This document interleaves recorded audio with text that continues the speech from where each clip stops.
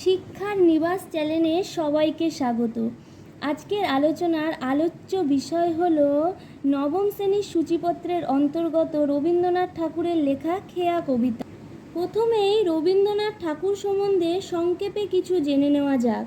রবীন্দ্রনাথ ঠাকুরের জন্ম 1268 বঙ্গাব্দের 25শে বৈশাখ অর্থাৎ ইংরেজির 1861 খ্রিস্টাব্দের 7ই মে কলকাতার জোড়াসাঁকোর ঠাকুর পরিবারে রবীন্দ্রনাথ ঠাকুর জন্মগ্রহণ করেন।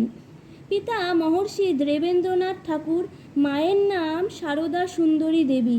তিনি ছিলেন বহুমুখী প্রতিভার অধিকারী, তা আমরা সকলেই কম বেশি জানি।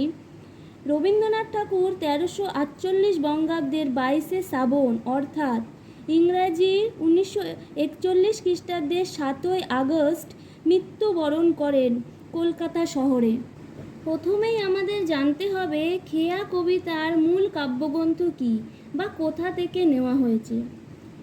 খেয়া কবিতাটি নেওয়া হয়েছে চৈতালি কাব্যগ্রন্থ থেকে এবং খেয়া কবিতাটির রচনাকাল 13ই চৈত্র 1302 খ্রিস্টাব্দ। এরপর জেনে নেওয়া যাক রবীন্দ্রনাথ ঠাকুর কোন প্রেক্ষাপটে দাঁড়িয়ে খেয়া কবিতা রচনায় উদ্বুদ্ধ হয়েছিল। চলো জেনে নিই। রবীন্দ্রনাথের জীবনযাত্রার দীর্ঘ সময়ের মধ্যে রবীন্দ্রনাথ ঠাকুরকে কোনো এক সময় পৈতৃক জমিদারি সূত্রে জীবনের অনেকটা সময় নদীবৃক্ষে ঘুরে বেড়াতে হয়েছে। ঠিক সেই সময় তিনি অন্তর থেকে প্রত্যক্ষ করেছিলেন গ্রাম বাংলার সরল সেই রূপকে, গ্রাম বাংলার নদীর দুই তীরের চিত্রকে উপলব্ধি করেছিলেন। তার সেই উপলব্ধি ফুটে উঠেছে পরবর্তীকালে তার খেয়া কবিতায়।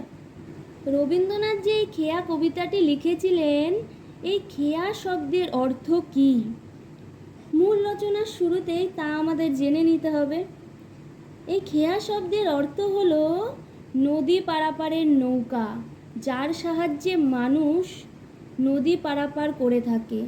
এবার আসা যাক আমাদের আলোচনার আলোচ্য বিষয়ে। দেখো প্রথম লাইনেই বলা হয়েছে খেয়া নৌকা পারাপার করে নদীর স্রোতে, কেহ যায় ঘরে কেহ আসে ঘর হতে।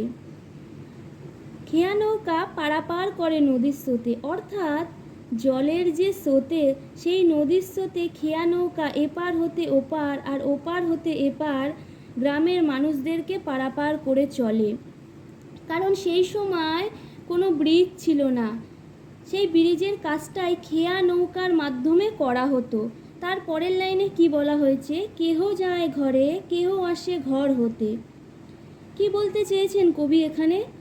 গ্রামের যে মানুষেরা যারা কাজের জন্য ঘর থেকে বেরিয়েছিল তারা ঘরে ফিরে আসে, আবার কেহ কাজের জন্য ঘর থেকে বেরিয়ে নদীর ঘাটে আসে পার হওয়ার জন্য। তাই কবি বলেছেন কেহ যায় ঘরে কেহ আসে ঘর হতে।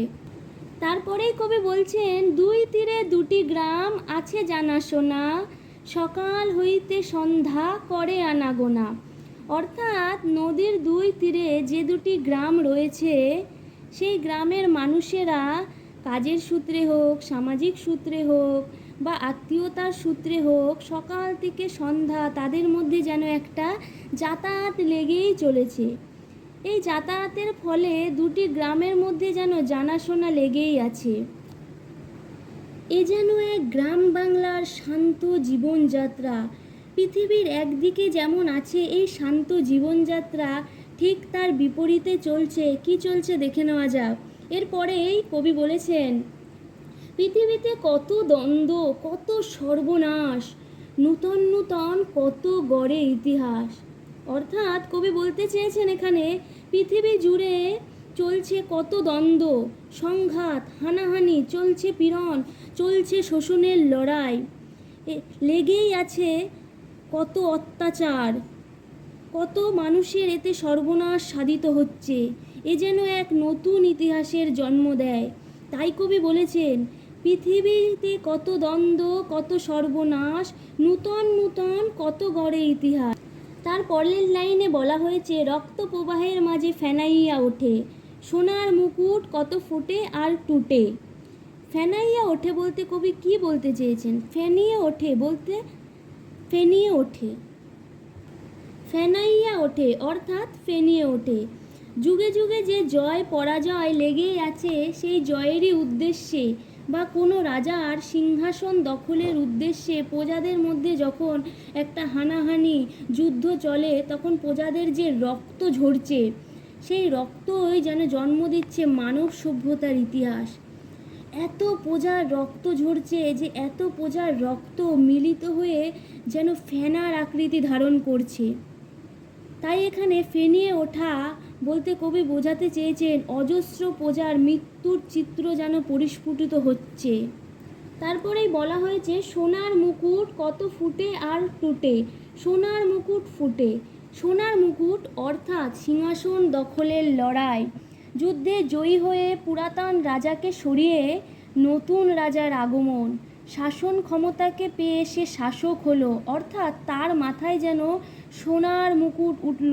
তাই কবি বলেছেন সোনার মুকুট ফুটে। ঠিক বিপরীতে যুদ্ধে পরাজিত হয়ে অন্য রাজা শাসন ক্ষমতা হারালো, অর্থাৎ তার মাথা থেকে যেন সোনার মুকুট নেমে পড়ল, যেন সোনার মুকুট টুটে। এই ক্ষমতা দখলের জয় পরাজয় চিরদিন অস্থায়ী, কোনো রাজা যাবে কোনো রাজা আসবে। রাজা বা রাজশক্তিটা যতই শক্তিশালী হোক না, কেউই চিরস্থায়ী নয়, এ কথাই কবি বলতে চেয়েছেন।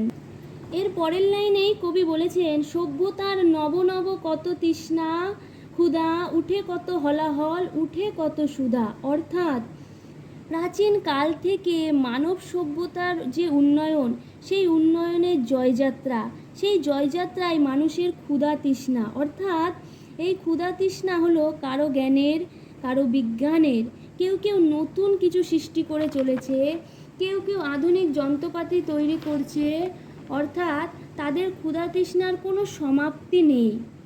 এই ক্ষুধা তৃষ্ণার ফলে সমাজে কখনো ভালো কাজ সাধিত হচ্ছে, আবার কখনো খারাপ কাজও হচ্ছে। এর সঙ্গেই যেন কবি এক পৌরাণিক যোগসূত্র খুঁজে পেয়েছেন।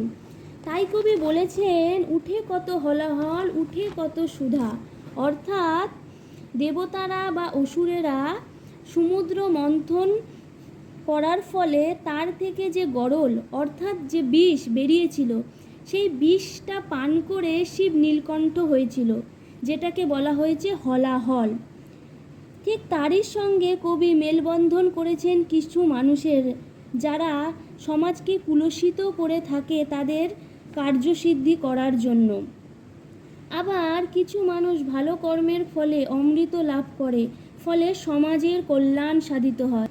পরের লাইনে দেখো কি বলা হয়েছে, শুধু হেথা দুই তীরে কে বা জানে নাম, দোহা পানে চেয়ে আছে দুইখানি গ্রাম। অর্থাৎ কবি সেই যান্ত্রিক জীবন থেকে বেরিয়ে যেন আবার ফিরে এলেন গ্রামীণ সরল জীবনে। হেতা বলতে কবি এখানে কি বুঝিয়েছেন? হেতা বলতে এখানে বলা হয়েছে সমাজ ভাঙা গড়া রক্তের হানাহানির লড়াই থেকে বহু দূরে নদীর তীরে দুটি গ্রাম, কেউ বা জানে না কি গ্রাম দুটির নাম, কিন্তু এই সহজ সরল গ্রাম দুটির মানুষ জানে আন্তরিকতা, জানে ভালোবাসা। সেই টানেই দুটি গ্রাম একে অপরের দিকে চেয়ে আছে। লাস্ট লাইনে কবি বলেছেন এই খেয়া চিরদিন চলে নদী স্রোতে, কেহ যায় ঘরে কেহ আসে ঘর হতে। এই যে খেয়া নৌকা চিরদিনই নদীর স্রোতে প্রবাহমান বা নদীর স্রোতের টানেই চলাচল করে। খেয়া নৌকা করে কেউ ঘরে আসে, কেউ বা কাজের সূত্রে বা অজানা স্রোতের উদ্দেশ্যে পাড়ি দেয়। এই কবিতার মধ্যে দিয়ে রবীন্দ্রনাথ ঠাকুর গ্রামীণ পরিবেশের সচেতনতা সহজ সরল রূপের সঙ্গে নগর জীবনের যান্ত্রিকতা হানাহানি হিংসা বিদ্বেষ রূপের তুলনা করেছে। এই কবিতার সমাপ্তি এখানেই। যদি আমার চ্যানেল তোমাদের ভালো লেগে থাকে তাহলে লাইক কমেন্ট শেয়ার সাবস্ক্রাইব করে আমার চ্যানেলের সঙ্গে জুড়ে থাকুন। পরবর্তী নতুন কোনো আলোচনা নিয়ে শিক্ষার নিবাস চ্যানেলের মধ্যে দিয়ে ফিরে আসব তোমাদের কাছে।